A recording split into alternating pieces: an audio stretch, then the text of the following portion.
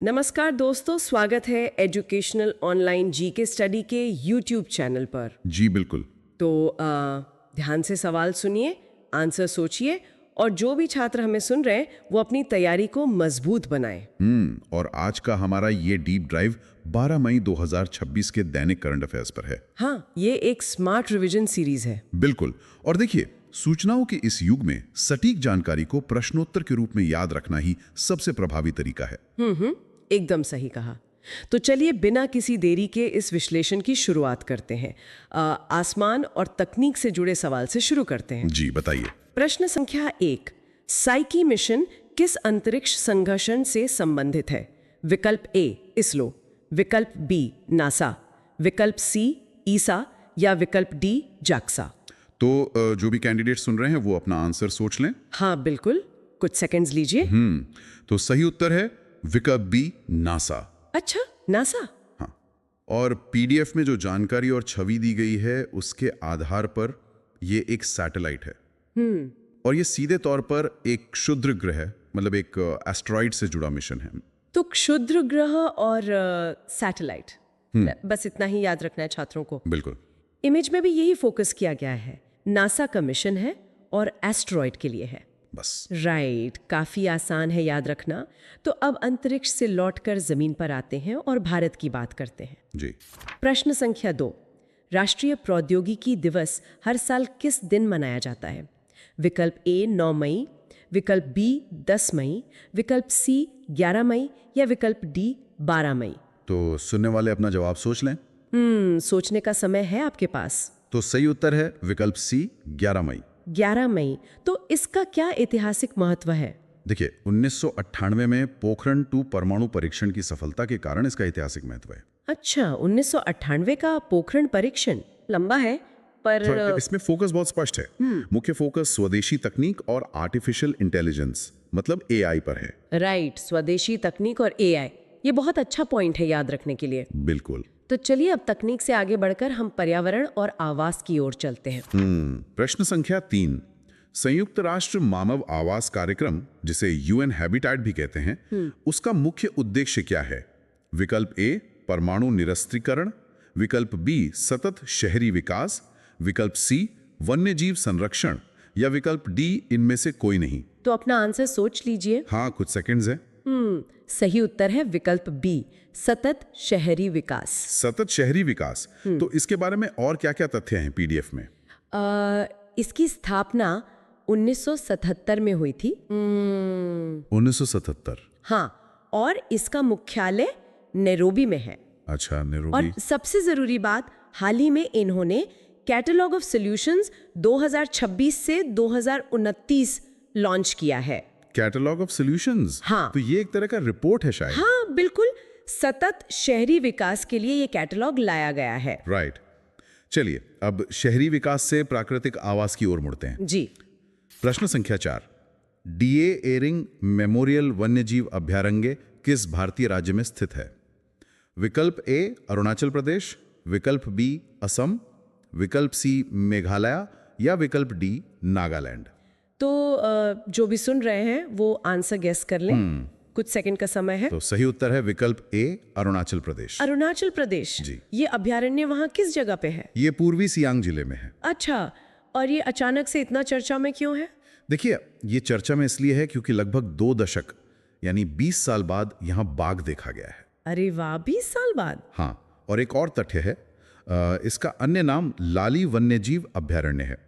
मतलब डियरिंग और लाली वन्यजीव अभयारण्य एक ही है? बिल्कुल, दोनों एक ही हैं। छात्रों को ये दोनों नाम याद रखने चाहिए। राइट, ऐसी दुर्लभ घटनाएं ही परीक्षाओं में ज्यादा पूछी जाती हैं। एकदम सही। तो पर्यावरण के बाद अब देश की सुरक्षा और संवेदनशील समुदायों की बात करते हैं। प्रश्न संख्या 5, हाल ही में खबरों में रहा इंडियन कोस्ट गार्ड शिप अचल किस श्रेणी के वेसल से संबंधित है? विकल्प ए अदम्य क्लास, विकल्प बी विक्रम क्लास, विकल्प सी समर्थ क्लास या विकल्प डी संकल्प क्लास। तो कैंडिडेट्स अपना आंसर सोच लें। हाँ। सही उत्तर है विकल्प ए अदम्य क्लास। अदम्य क्लास। ये किस तरह का जहाज है? ये एक फास्ट पेट्रोल वेसल है। अच्छा, फास्ट पेट्रोल वेसल। जी। और इसका निर्माण किसने किया है? इसका निर्माण गोवा शिपयार्ड लिमिटेड यानी GSL ने किया है। और ये जो नाम है अचल, इसका कोई खास अर्थ है क्या? बिल्कुल। अचल का अर्थ होता है दृढ़, मतलब फर्म। राइट, जो अपनी जगह से हिले ना, वो अचल। हाँ। ये याद रखने के लिए काफी अच्छा ट्रिक है। हाँ, एकदम। इसके बाद PDF में एक स्मार्ट रिवीजन टेबल भी दी गई है जो प्रमुख युद्धाभ्यासों के बारे में है। इसमें 2 युद्धाभ्यास बहुत महत्वपूर्ण हैं। पहला है फ्रीडम एज। Freedom age? जी, ये एक त्रिपक्षीय यानी ट्राइलेटरल युद्धाभ्यास है। अच्छा, त्रिपक्षीय। तो इसमें कौन कौन से देश शामिल हैं? इसमें दक्षिण कोरिया, अमेरिका और जापान, ये तीनों शामिल हैं। राइट। और दूसरा युद्धाभ्यास कौन सा है? दूसरा है एक्वेरन। ये भारत और मालदीव के बीच होता है। तो ये द्विपक्षीय युद्धाभ्यास होगा। बिल्कुल, ये एक द्विपक्षीय युद्धाभ्यास है। छात्रों को त्रिपक्षीय और द्विपक्षीय का अंतर याद रखना चाहिए। एकदम सही। चलिए अब सुरक्षा से मुड़कर समाज की ओर चलते हैं। जी। प्रश्न संख्या 6। बैगा जनजाति मुख्य रूप से किस भारतीय राज्य में पाई जाती है? विकल्प A राजस्थान, विकल्प B मध्य प्रदेश, विकल्प C गुजरात या विकल्प D महाराष्ट्र। तो अपना जवाब सोच लें। कुछ सेकंड्स है। तो सही उत्तर है विकल्प B मध्य प्रदेश। मध्य प्रदेश। ये जनजाति PVTG श्रेणी में आती है ना? बिल्कुल, ये PVTG श्रेणी में आती है। और ये हाल ही में खबरों में क्यों थी? देखिए, ये चर्चा में इसलिए है क्योंकि कबीरधाम जो छत्तीसगढ़ में है, वहां से इस जनजाति के 13 बच्चे बचाए गए हैं। अच्छा, 13 बच्चे रेस्क्यू किए गए हैं। हाँ। तो अगर घटना छत्तीसगढ़ की है तो मुख्य राज्य मध्य प्रदेश क्यों है? क्योंकि इनका जो मुख्य विस्तार है वो मध्य प्रदेश में ही है।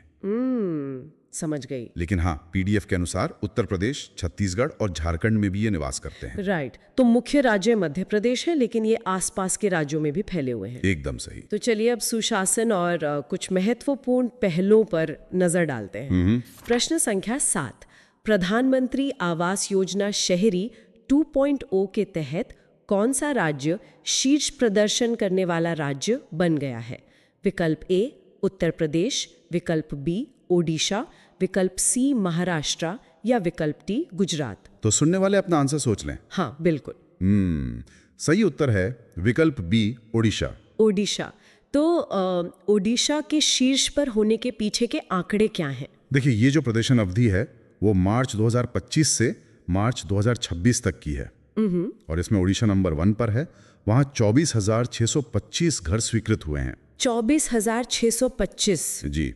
और सबसे बड़ी बात, इनमें से 23,464 साइटें जियो टैग की गई हैं। मतलब सिर्फ अप्रूवल नहीं मिला, बल्कि लगभग सभी साइटों की जियो टैगिंग भी हुई है। बिल्कुल, यही सुशासन का सबसे बड़ा सबूत है। राइट। तकनीक का कितना अच्छा इस्तेमाल है। चलिए, तकनीक से ही जुड़ा हमारा अगला सवाल भी है। जी। प्रश्न संख्या 8। जूट फसल सूचना प्रणाली यानी JCIS को इसरो और किस संगठन के सहयोग से लागू किया गया है?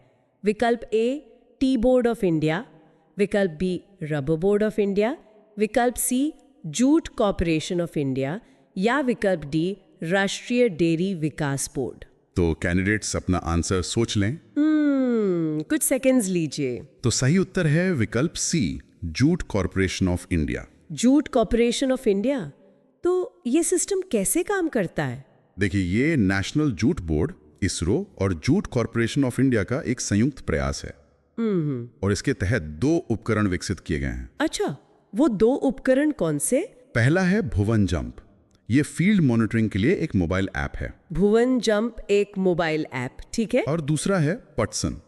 ये जूट निगरानी के लिए एक वेब आधारित प्लेटफॉर्म है। पटसन। तो एक मोबाइल ऐप हो गया और एक वेब प्लेटफॉर्म। याद रखने में काफ़ी आसानी होगी। बिल्कुल। अच्छा, PDF के अंत में राज्य सरकारों की पहलों की एक टेबल भी दी गई है। हाँ, उसमें 2 राज्यों का जिक्र है। पहली पहल है असम राज्य की। असम की कौन सी पहल है? इसका नाम है श्रद्धांजलि योजना। श्रद्धांजलि योजना।